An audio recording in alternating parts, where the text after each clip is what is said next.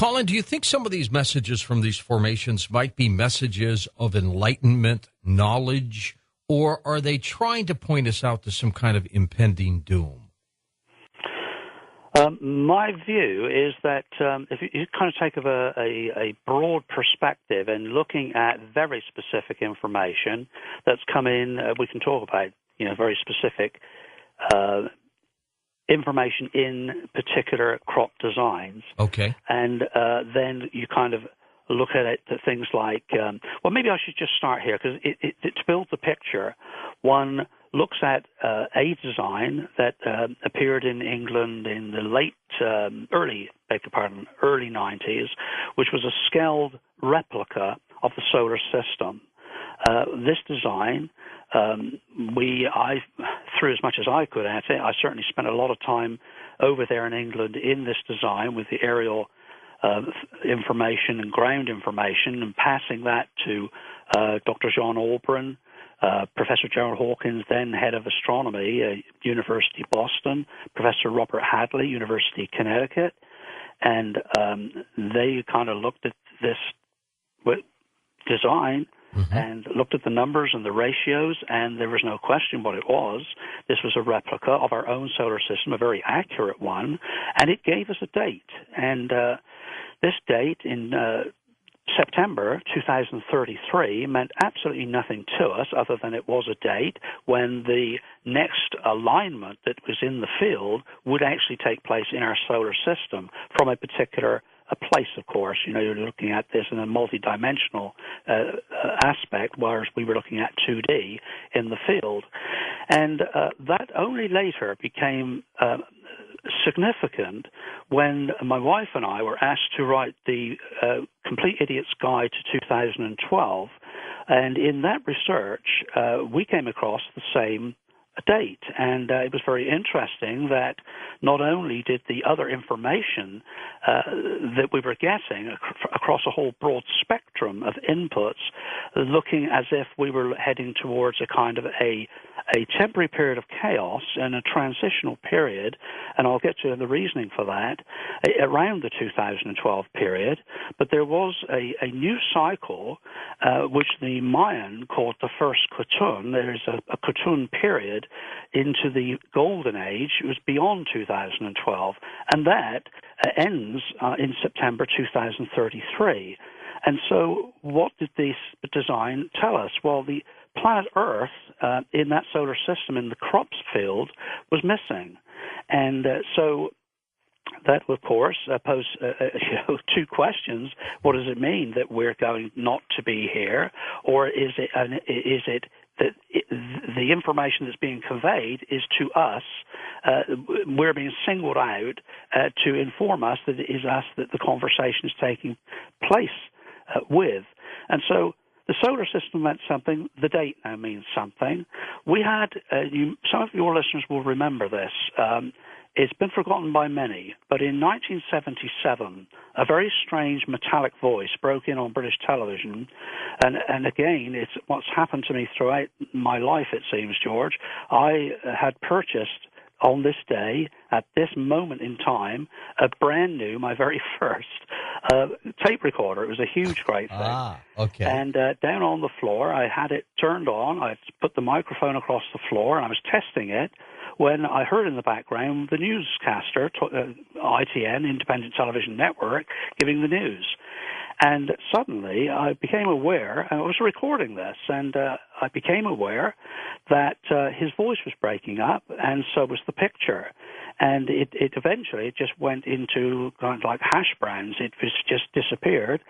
And over the top came this metallic voice, very strange. The recording is on the new DVD that I've got here, Conscious Circles, and that recording is on there. It was heard by millions of people, but from only two transmitters, and the two transmitters concerned transmitted this information into the most prolific area of crop circles that had just begun in that same area.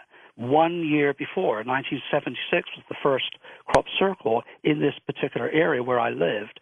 And so, there were two things. What did the voice say? And it spoke also of this period that we're coming into, and the full details, to say, is on the DVD, and what people can hear it for themselves. So there was information. And that information tied in with the crop circle design of the solar system, which was in the same area. Mm-hmm. Then we had, in 2002, a crop design with an ET. Many people know this. Oh, I remember design. That one. That was incredible. They're absolutely incredible, with a disk. Now, that disk conveyed ASCII code, computer code, which was deciphered by my good friend, now deceased, Paul Vigay, who suddenly passed away in the middle of this research. I should say his body was discovered washed up in the English, off the edge of the English Channel, to be specific. But Paul deciphered that, and it was the same information.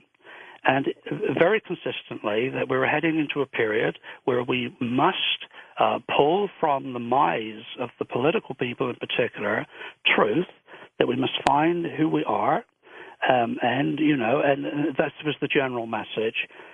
And so as the crop designs have evolved themselves, and they've given us family types, astronomical, mathematical, they too do point towards a period of chaos and a transitional period. And so wherever you look at this, whether you're looking at even the 2012 Mayan prophecy, which it links itself naturally to this, because, I know there are a lot of people that don't believe that it says this or it says that. We've got at least two interpretations from people that have spent years looking at these calendars, mm-hmm. and October is one particular date, which is now passed, of an end cycle. Right.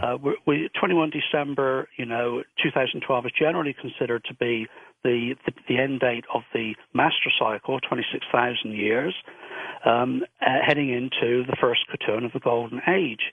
Well, the prophecy itself talks, of course, about all these things, and it talks about climate change. We have broken that down ourselves, with a subheading of global warming, which is because the scientists tend to believe, I know again there are different views on this, that the climate change is going to settle out on the warm side and that we're moving into a warming period. It's another, we can debate it, but in this 2012 prophecy, we're also looking, and I'm going through categories that all point us in the same direction.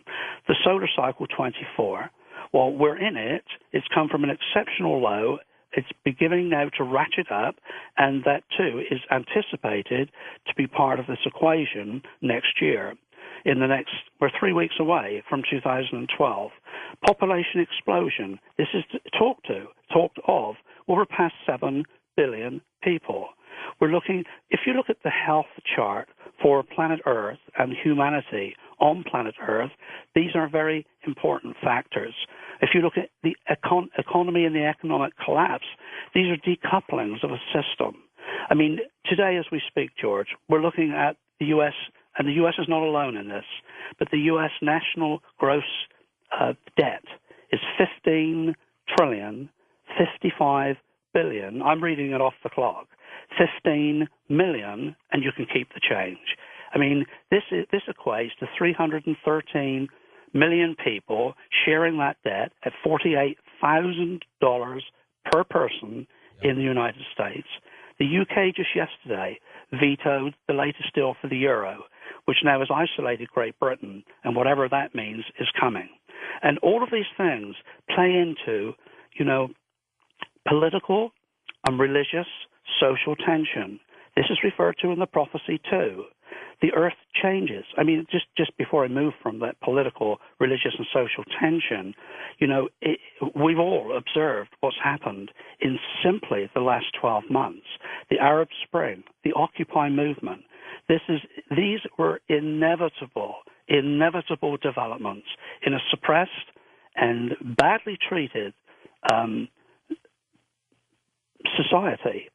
Where the political end... Long overdue, too, wasn't it? long overdue. We know what happened media-wise. It's a whole other conversation. I know you've had it on the show. Denied initially that they were even down there in New York. Just ignore them; they'll go away. Well, no, they haven't gone away, but they're hippies from the '60s. Well, no, they're actually not. They're office workers. They're people from the store down the street here. They're normal people. I was one of them for a while in New Haven in my local Connecticut movement. There's something going on here, and this will not go away. This is all part of the tension that is bringing us to the end of a pretty actually despicable cycle. The next one must be better, because now we have got to create a better environment, a more honest environment, in which we restructure. This is the decoupling that's going on. It's not all bad, because, we have to find a place. We're at 0 point and recouple with new minds, new honesty, and that must be shared by all. As I say that no government, no organization have the right to dictate the development of human consciousness, which they do if they're not giving us the truth. And it is the truth that will take us to that better place. And, broadly speaking, George, I think that that basically, if there is a message here across that multiplex of inputs, I think it's important to keep them together because they're all steering in the same direction. It is what they are saying, and it's what we know in our hearts. We simply cannot seem to break the mold that we have.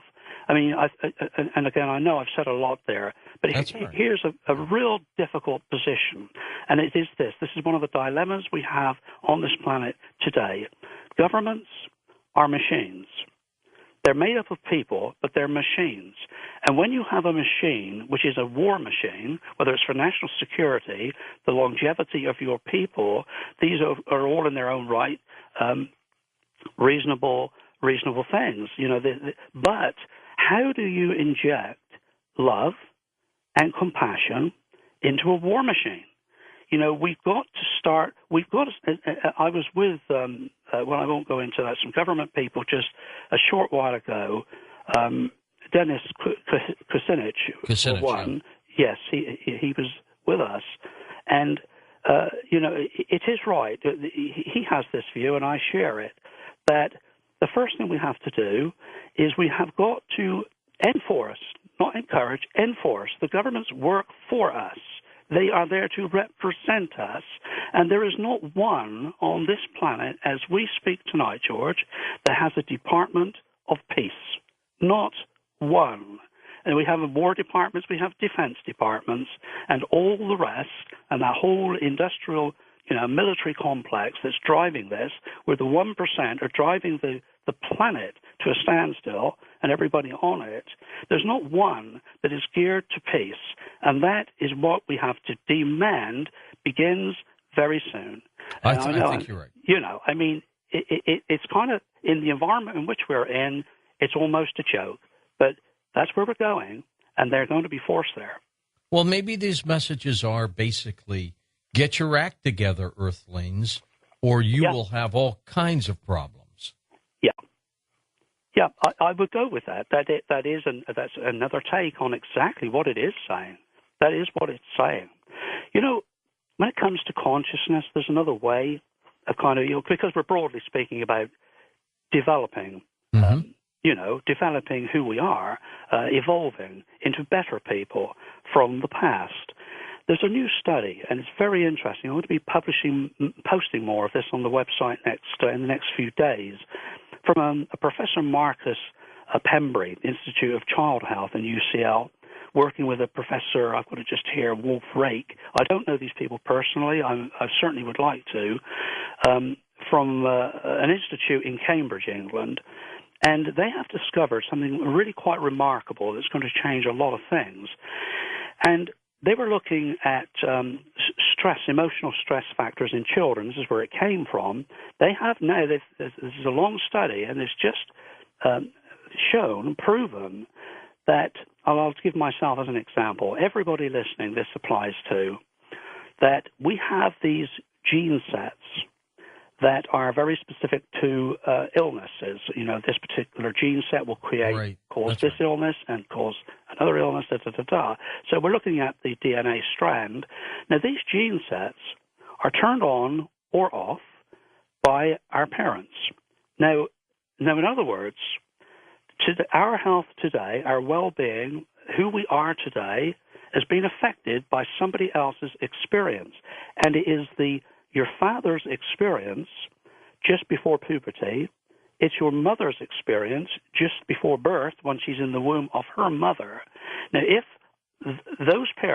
when those parents have particular emotional experiences, and we're looking specifically at the stress hormones, and something, we'll say 9/11 happens, and the stress effect, the hormonal response in that person, in your father or your mother, in that particular time, even in the womb of her mother, that triggers, has a memory which causes a particular genetic set to be turned on or off, whether it's mum's influence or dad's influence, depending upon their experience in you today.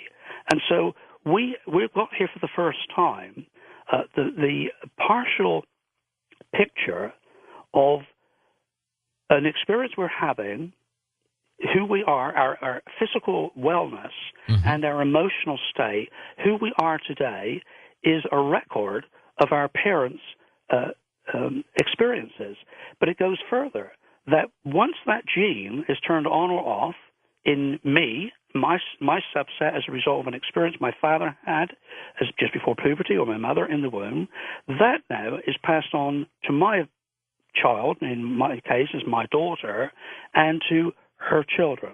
And so evolving consciousness can be seen here, that the emotional experience of somebody else is recorded and manifests by genetic coding in me. So I am part of my parents' experience, but I am part of a collective series of experiences. So this is evolving information from one generation to another. And so when we're looking we've just been talking about the prophecy and the future, when we're looking for a coherence, and that's the word, a coherence of love and respect in the future, we're looking to be affecting future generations. So we have to have that emotional experience, which is across the board within our society. And we don't have it right now. There's not enough of that emotional quality in our society. And when it is there and we experience it, we will be turning on subsets of genes to future generations. I mean, it is evolving consciousness that we're looking at, and we've got to get to work on this, George. Okay, let's take your phone calls this hour now with Colin Andrews as we talk about crop formations right here on Coast to Coast AM. And welcome back with Colin Andrews. Colin, before we go and take calls here, you were talking about that. Was he a government employee again?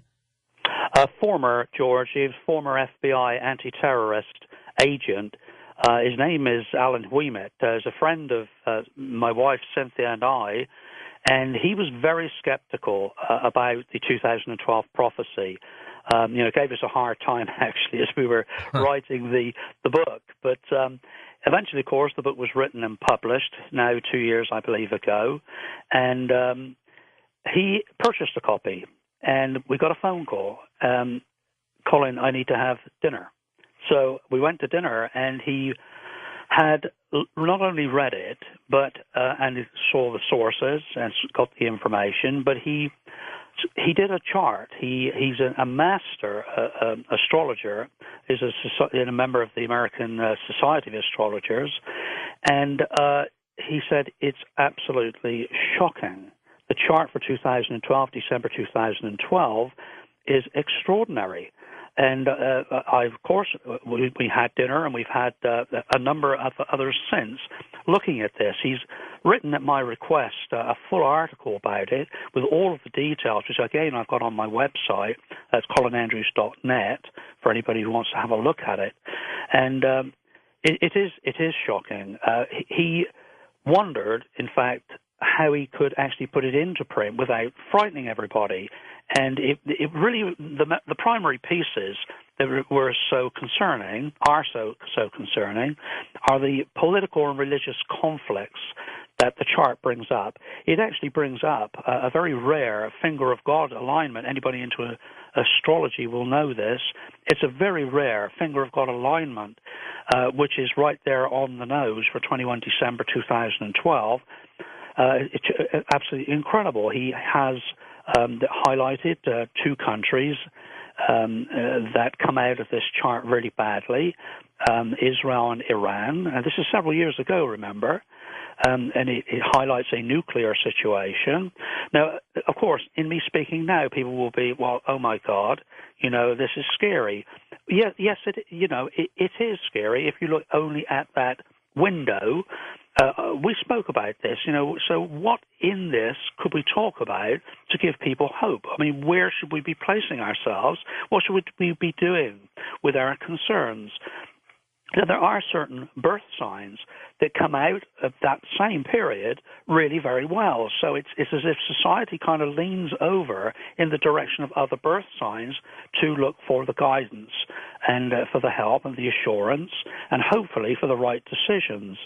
So if anybody wants to look at that, I raised it because that's really what the Mayans were doing. They were looking at the astrology and astronomy. Alan has looked at the astrology and in the modern way. And indeed, he took his findings to the American Society of Astrologers, and they put it through their National Congress, and they, too, confirmed that, yes, that's absolutely amazing and very concerning. So, again, very consistent. The 2012 is it. It's the bottom of the end of a cycle, but a wonderful transition is what we've got to make it into the future. Perfect. So don't have to worry about the planet collapsing on us or anything. I don't think so. It isn't anything that says it's finished. It's saying another way. I'm with you. I'm sure that I think you're in line with the thinking and the right kind of thinking. And as to the Eurozone, that this is a very, very major situation that's taking place over there. I mean, as again the Maya said that those super empires, the great empires of the day, will be falling and new ones will take their place. Not hard to see when the British situation, of course the British Empire is well behind it. Its prominent place in the European Union is now tremendously in jeopardy as a result of them pulling out the euro. New agreements just 2 days ago. Goodness knows where it's going to find itself. It's in tremendous debt, as is the United States. So two superpowers from the past are certainly falling apart. What was your quick reaction, Colin, to the White House basically saying no credible evidence exists about ETs visiting the planet? I was, who gets shocked at anything anymore? I thought it was terrible. An opportunity to come clean, an opportunity to at least to open a door, and frankly, I'm going to use the term, I know it's frowned upon, this word lying, but when you have your own officials, speaking off the record, when you have your own military talking about nuclear missile silos being closed down when there's UFOs over the base, and then we are told from the White House there's no credible evidence of that the extraterrestrials are here on planet Earth. I use the word lie. And that, I'm afraid, is what it is. I know that doesn't help engage conversation, but if that's where we are today, then change is coming, as we keep being told. But it's not the kind of change these guys are thinking about. Well, we got to, that's no. I was very unimpressed, George. It is what it is. Colin, thank you so much for being on the program. Put the microphone across the floor, and I was testing it when I heard in the background the newscaster, ITN, Independent Television Network, giving the news. And suddenly I became aware, and I was recording this, and I became aware that his voice was breaking up, and so was the picture. And it eventually just went into kind of like hash browns. It was just disappeared. And over the top came this metallic voice, very strange. The recording is on the new DVD that I've got here, Conscious Circles, and that recording is on there. it was heard by millions of people, but from only two transmitters. And the two transmitters concerned transmitted this information into the most prolific area of crop circles that had just begun in that same area. 1 year before, 1970, in England, in this design with the aerial information and ground information, and passing that to Dr. John Alburn, Professor Gerald Hawkins, then head of astronomy, University of Boston, Professor Robert Hadley, University of Connecticut, and they kind of looked at this design and looked at the numbers and the ratios, and there was no question what it was. This was a replica of our own solar system, a very accurate one, and it gave us a date. And this date in September 2033 meant absolutely nothing to us other than it was a date when the next alignment that was in the field would actually take place in our solar system from a particular place, of course. You know, you're looking at this in a multidimensional aspect, whereas we were looking at 2D in the field. And that only later, when the crops field was missing. And so that, of course, posed two questions. What does it mean that we're going not to be here? Or is it that the information that's being conveyed is to us, we're being singled out to inform us that it is us that the conversation is taking place with? And so the solar system meant something. The date now means something. We had, some of your listeners will remember this, it's been forgotten by many, but in 1977, a very strange metallic voice broke in on British television, and again, it's what's happened to me throughout my life, it seems, George. I had purchased on this day, at this moment in time, a brand new, my very first tape recorder. It was a huge, great thing. Okay. And down on the floor, I had it turned on. I came significant when my wife and I were asked to write the Complete Idiot's Guide to 2012, and in that research we came across the same date, and it was very interesting that not only did the other information that we were getting across a whole broad spectrum of inputs looking as if we were heading towards a kind of a temporary period of chaos and a transitional period, and I'll get to the reasoning for that, around the 2012 period, but there was a new cycle which the Mayan called the first Khotun. There is a Khotun period into the Golden Age. It was beyond 2012, and that ends in September 2033. And so what did this design tell us? Well, the planet Earth in that solar system. Colin, do you think some of these messages from these formations might be messages of enlightenment, knowledge, or are they trying to point us out to some kind of impending doom?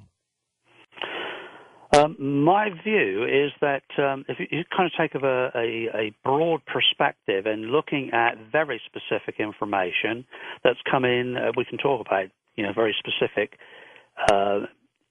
information in particular crop designs. Okay. And then you kind of look at it to things like, well, maybe I should just start here because to build the picture, one looks at a design that appeared in England in the early 90s, which was a scaled replica of the solar system. This design, I threw as much as I could at it. I certainly spent a lot of time over there.